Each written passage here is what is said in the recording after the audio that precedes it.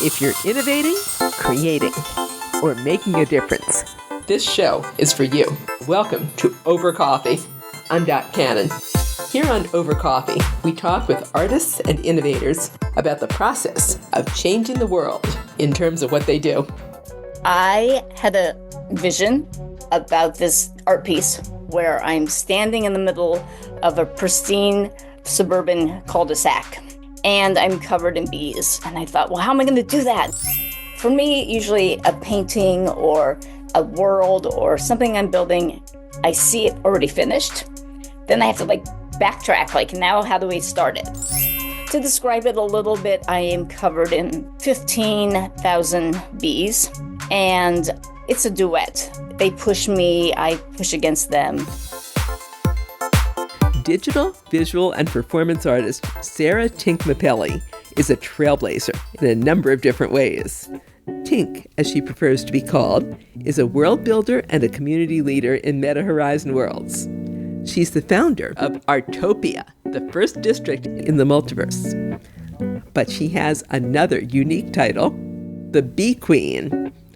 Tink offers bee dances, where she performs a healing-oriented dance while wearing thousands of live bees. And she sees a real parallel between the interactions of her bees and the creative collaborations of the communities, which she creates and facilitates in the Multiverse. The following podcast is for informational purposes only and is not intended as medical advice. Please contact a healthcare professional with any health-related questions. Tink, how did you first realize that your calling was to be an artist? To be an artist? Oh, wow. Well, I was raised by artists, so I guess I just thought that was normal, and everybody was an artist. I also grew up in a really small community of lots of artists and home builders, and everyone was building their own homes, and I went to a really small, little hippie school in a converted barn.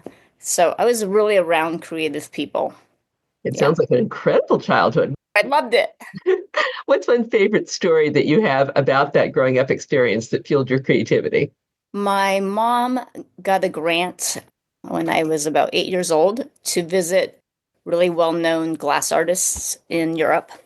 So we went through Europe just visiting these really, really treasures of, glass artisans, and stayed with them and had meals with them. And so just being around, what I loved is being around artists that were adults, because I was the only child. So being around adults to me was really normal, and listening to them talk about art. One of my favorite memories. I think about that trip a lot.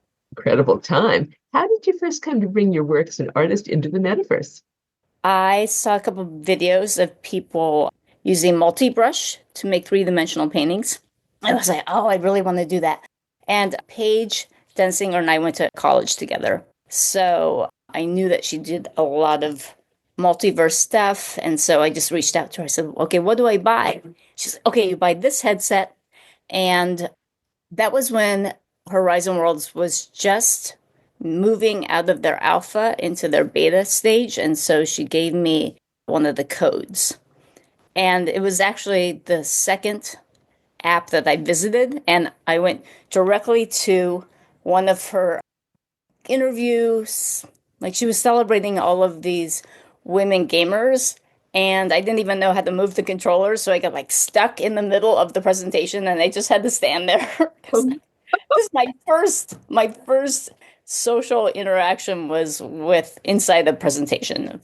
After that, anything has to get better, right? Yeah. And then they were like, come on, we're going on the world tour. And I was like, what is that? I have no idea. I had no concept, and I'm not a gamer, and I didn't grow up playing video games. So yeah, I was like, wow, a whole new 3D world. And I loved animation. My mom and dad, when they were together, they were comic book collectors. So I was always sort of immersed in animation and comic kind of stuff all around. So it kind of feeds that comic book, in real life.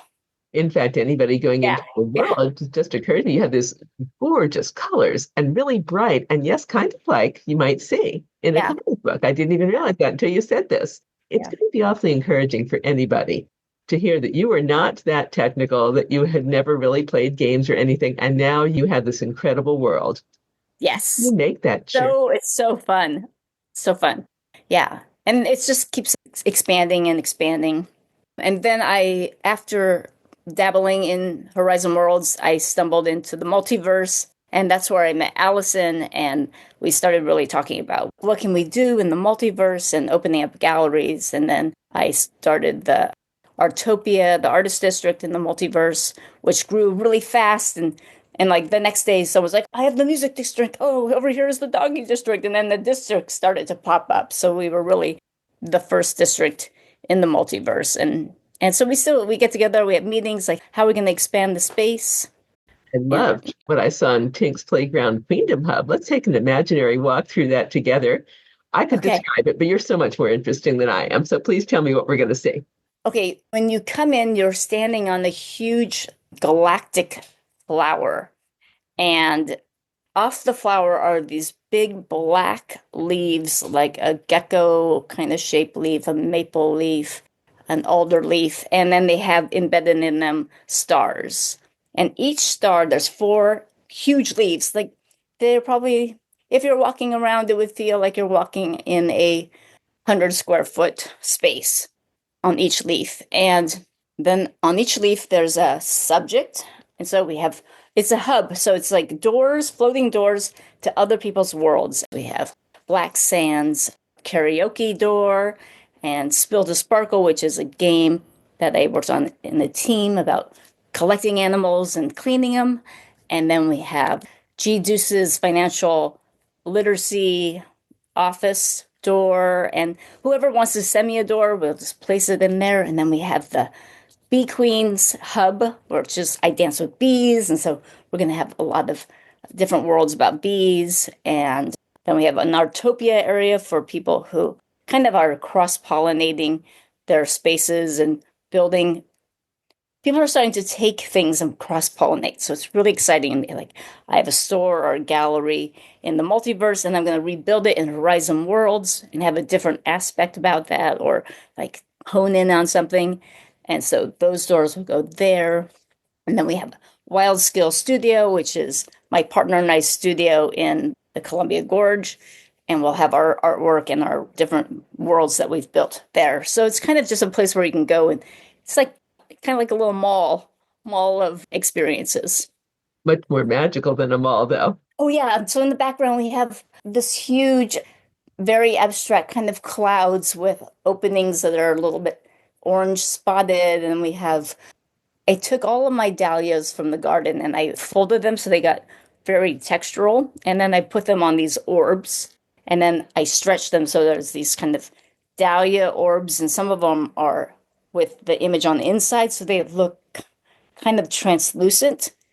And then some of them are on the outside, so they're more solid.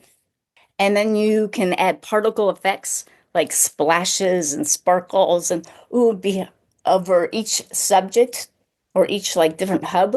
We have birds flying and leaves falling and butterflies and sparkles. You It's had a very lot of fun magical. creating it. I had so much fun. And because you can have a library on your wrist watch of all these different images that you've put in or shapes, you just pull them out. Like you click it and it pulls out, it pops up, and you can stretch it. But because of that, I probably built that in like an hour and a half because Wow. I had all of the images already, and like a paint palette with images. I thought it was a lot of fun that you mentioned cross-pollinating. You're using bee imagery and you're known as the bee queen. How did you first get into dancing with bees? I had a vision about this art piece where I'm standing in the middle of a pristine suburban cul-de-sac and I'm covered in bees. And I thought, well, how am I going to do that? And I was driving along, and for me, usually a painting or a world or something I'm building, I see it already finished. Then I have to like backtrack, like, now how do we start it, right? So, or sometimes I'll just start with a sentence, like, I'm going to do a series and it's called this, and this is the name of the series. And then I go, what is this? What is this about? So So I'm standing in the cul-de-sac covered in bees. And I thought, okay, how am I going to do that? And it took me like 3 months to find somebody who was willing to work with me. And I brought my photographer. And the ending of this project was to create a 6,000 piece jigsaw puzzle. So the Bee Queen's dances originated to build a 6,000 piece jigsaw puzzle. So I worked with a puzzle company, and it's like 6 feet, I think it's almost 6 feet long and 4 feet tall.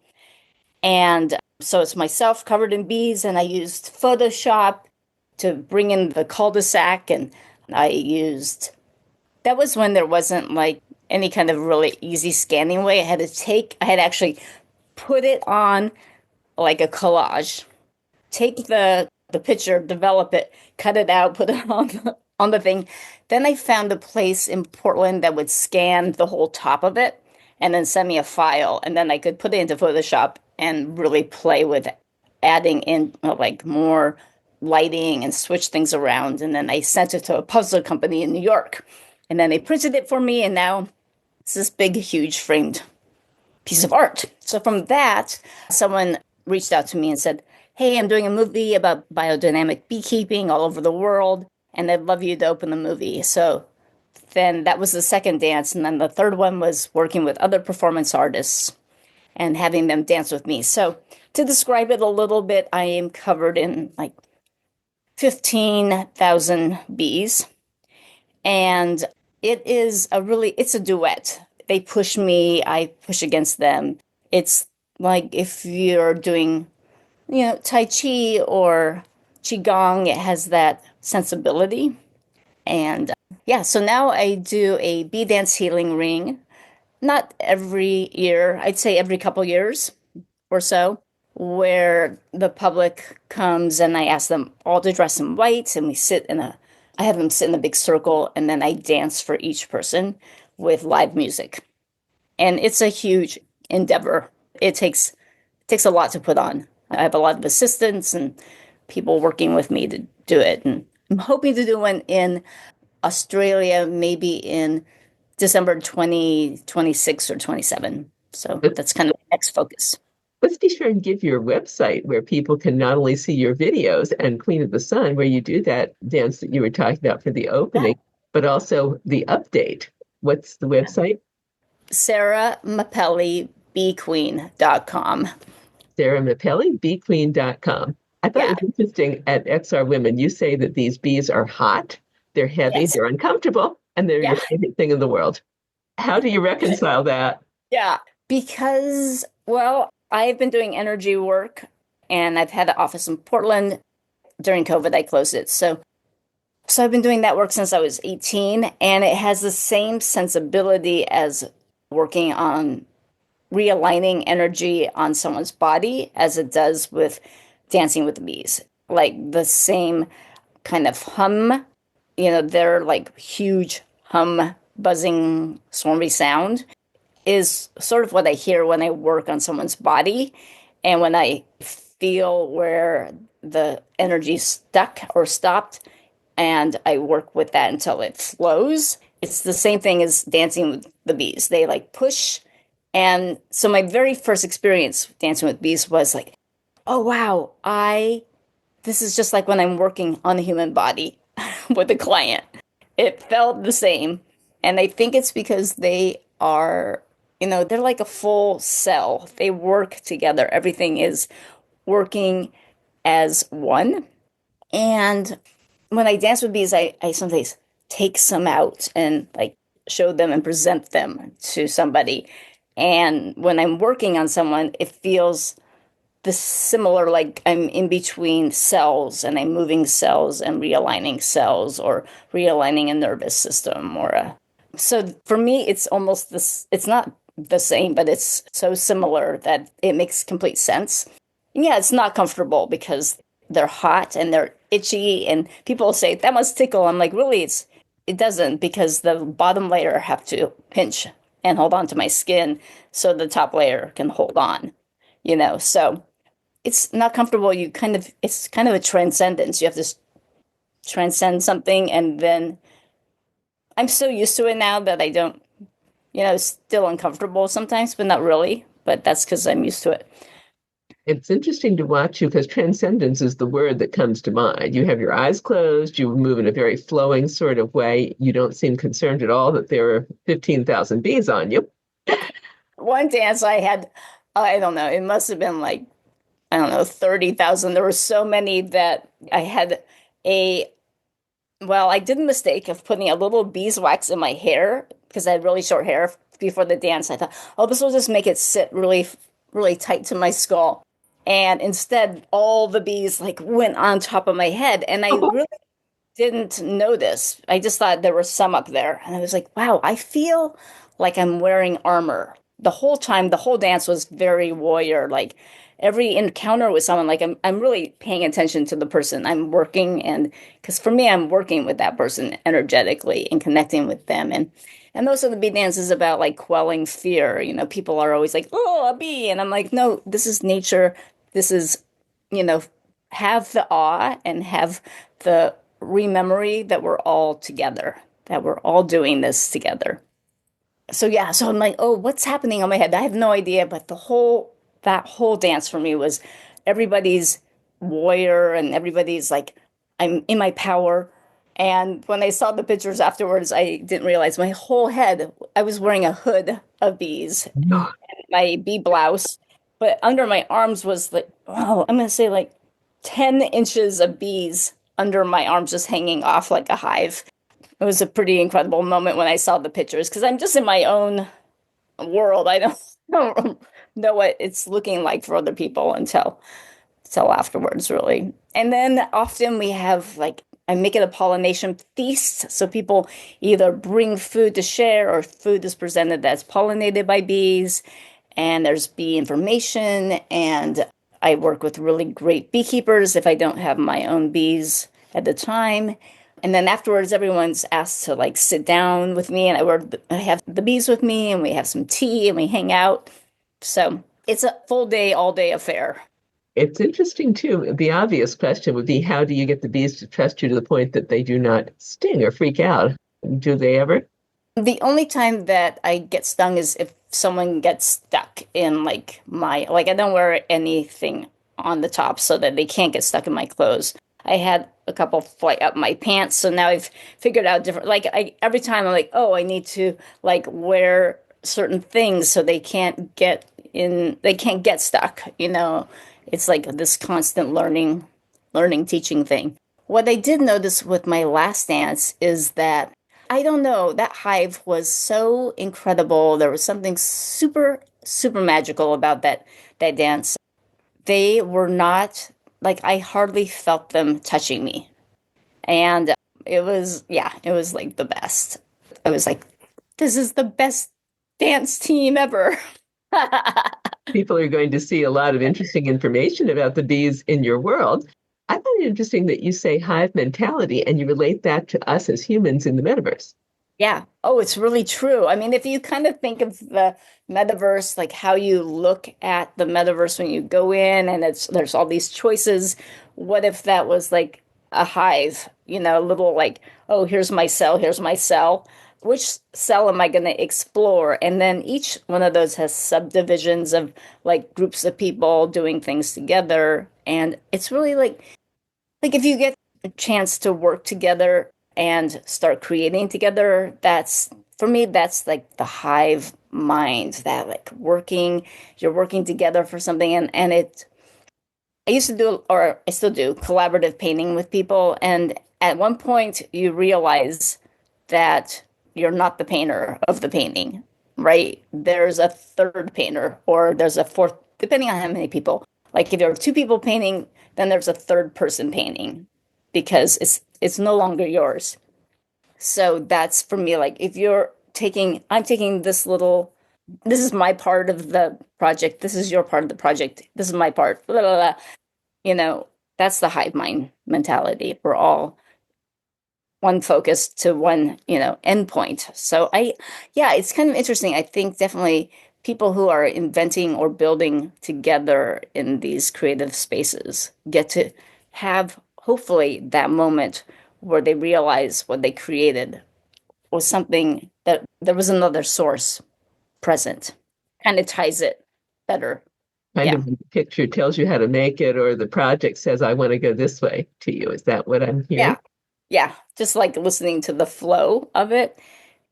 To me, it's really just important that in this space, the metaverse space, you have the opportunity to create magic and to find positive aspects of this digital opportunity, right? It's not about all about gaming. It's like about building relationships, finding creativity. I've been really excited to watch the AI evolution because I was really in here, I was in the metaverse when it started to become just like the normalized generator. Like I remember, I'm like, we're already saying, I remember when that generator didn't do this. And it's only been, what, a year and a half, 2 years.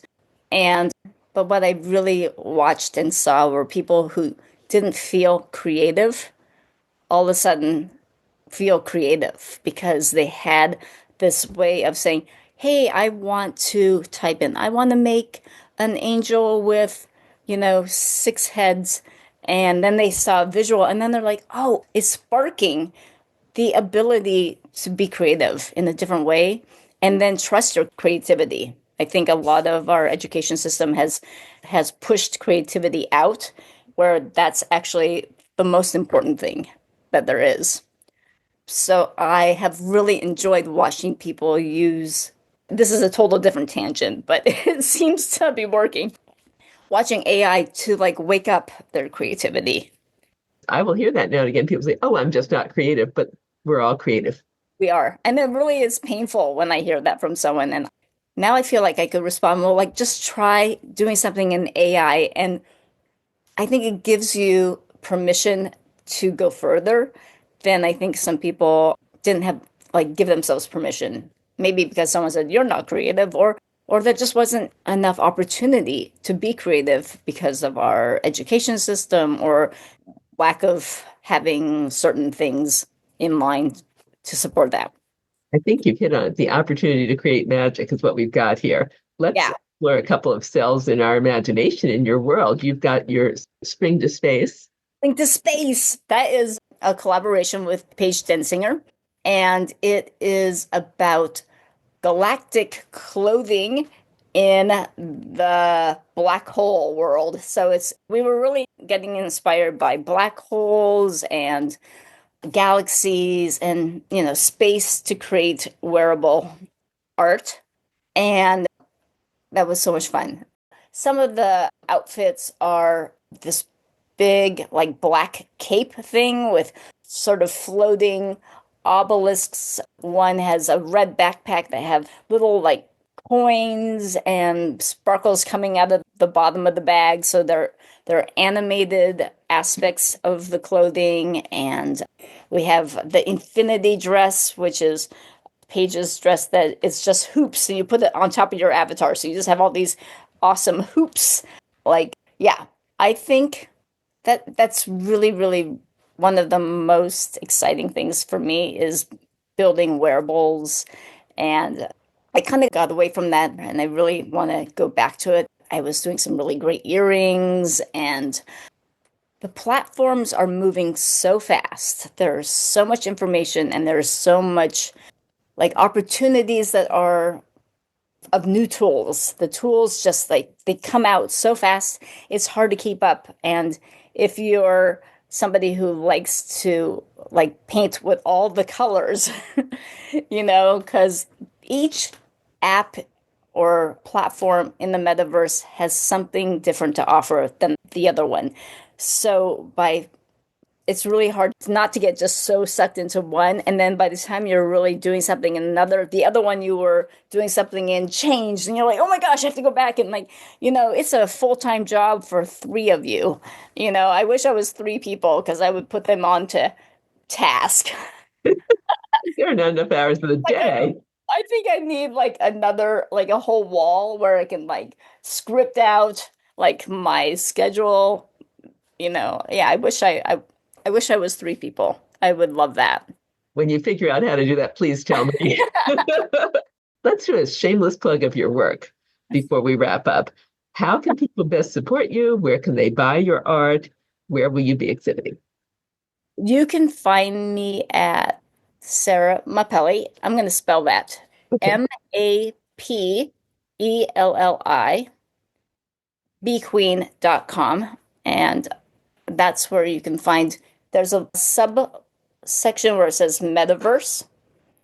And you can click on that to see different things. Sometimes I do Metaverse tours. There's like Metaverse retreats or gallery openings. We also have a real gallery on our property. So sometimes we have shows of whatever's showing in the gallery in the metaverse. Tink's gallery is located in Washington State. Find out more by reaching out to her on her website. Again, that's sarahmapellibqueen.com. And whether you're checking out her art in the physical world or the metaverse, there's a fun and whimsical exhibit you are not going to want to miss. I haven't asked you yet about your Japanese cats. So this was a great project because my partner and I did them while he was in the States and I was traveling in Mexico. And so that was our like date night. Every night we're like, okay, let's go work on our digitals to you lucky cats. And they're really just based on the lucky cat, but they're like magical creatures. Some of them are cats, but they're based on the cat with its arm waving up and down. And we have a sort of a abstract owl, and they have eyes that move, or like we have a tic-tac-toe cat who sticks his tongue out. And, they're all waving their hands. And I think right now they're $11 each. And if you want one in your Horizon Worlds, then you just let me know your name and your gamer name, and then I make a world with you as an editor, and I drop that asset in, and then you can put that asset into your library. We have a really great robot that if you pick him up, you can kind of draw with him, but he's also waving his hand. And as an owner of the asset, you can make them really big, or you can make them really little and put them on a desk in if you like build houses in Horizon Worlds, you can have your little lucky gold cat. We have one inside a globe with cherries. We have one with like a cat food tin spinning around. Yeah. It was a really fun project because we were like in different countries working together to build something, and it was just really fun. And then we built it's kind of like a gallery show. It's like a gallery, everyone's on their own little pedestal. It's a wonderful world. Yeah. So that's Digitals to You, Lucky Pedigree. Which you can access from the hub, which we were discussing before. Yeah. Yep. What's been your biggest creative challenge? You're making this look awfully easy, and it cannot be that easy to create art in the metaverse. What's your big creative challenge that taught you the most about yourself as an artist? In the metaverse, Yes. time. That's my biggest challenge, is not having enough because there's so much to do. There's so many opportunities. And yeah, I think that's the biggest challenge of how to balance time. Any tips on how to do that? I'm trying to figure it out, Because I'm trying to figure it out too. You are. Yeah. Yeah. I wonder how people I just get so excited about all the different things to do. Like, okay, I could build this and build that. And what I've kind of been working on lately is really cross-pollinating things I have a whole Bee Queen NFT collection. And now I'm trying to figure out the best way to bring those into Horizon Worlds and create around it. Because what I have in the multiverse is more of a like stagnant gallery. It's like on a wall. But I really want to make those interactive. So trying to kind of bring things back and forth so people go, oh, I know, I recognize this. And then you go over here and then you take the same images and you can like play with them more, or maybe you can add sounds, so like actual voiceovers to each one. So that's a project I'm really excited about, and learning how to get the right ratio so that like the images are really clear and you don't run out of capacity which is how much space you have to build. So there's a lot of technical things you have to remember when you want something to work in those spaces. And that's a challenge, is knowing how much space I can take so that people can be in there and interact and it doesn't break or not work.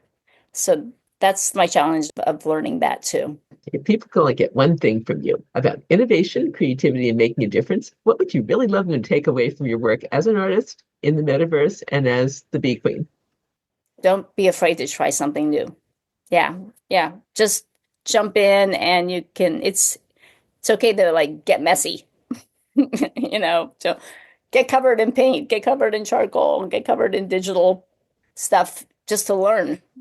I like to just go in to Horizon Worlds. When I first went in, I didn't know how it worked or anything, and I just pulled things out and made big sculptures. I thought, this is like the best public art ever. I can make huge sculptures and I don't have to worry about, is someone going to get hurt, or how much is that going to cost? It's so freeing to be able to make things really large and walk under them and explore them. And so don't be afraid to try something new. And there's so many people that are willing to be helpful. People really want you to succeed. I've just met the most wonderful people who are willing to give you their time to help you. Yeah. Thank you for your time today. Yeah. Thank you so much. It was great. You and I have been listening to performance, visual, and digital artist Sarah Tink Mapelli, also known as the Bee Queen. Get a look at Tink's bee dance videos on her YouTube channel by going to YouTube and entering @PinkPearlDragon. When you do that, Bee Dancer should come right up. Again, on YouTube, enter @PinkPearlDragon. You'll see Bee Dancer, and her videos of these dances are pretty amazing. You can find out more about Tink's bee dances, her art, and her multiverse worlds at sarahmapellibeequeen.com. Once again, sarahmapellibeequeen.com. And if you're in Meta Horizon Worlds, consider visiting Tink's Queendom Hub. Not only is it gorgeous, but there are portals to all her other worlds, which are really fun to explore. The preceding podcast was for informational purposes only and was not intended as medical advice. Please contact a healthcare professional with any health-related questions. And that concludes this edition of Over Coffee. Thank you for listening. Listen to more Over Coffee podcasts at 2mavericks.com. That's 2 TWO Mavericks, Maverix. Be sure you subscribe. It's free by clicking the link on our website. Our music is royalty-free production music provided by Pond5 at pond5.com. I'm Dot Cannon. Here's wishing you a cappuccino day.